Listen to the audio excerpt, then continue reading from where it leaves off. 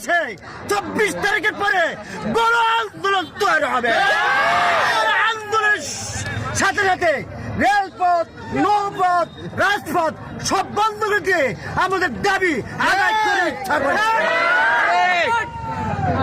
বিসমিল্লাহির রহমানির রহিম।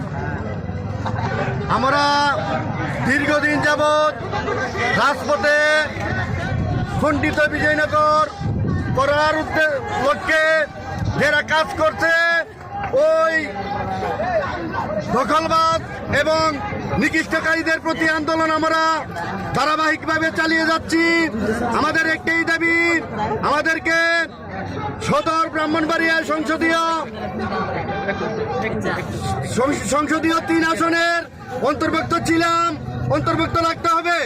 আমাদেরকে কখনো সরাইল, কখনো নাসিরনগর, আবার কখনো পুনরায় সদরে দেওয়া হয়, যা আমরা সরাইল এবং নাসিরনগরের সাথে কখনো আমরা থাকতে চাইনি।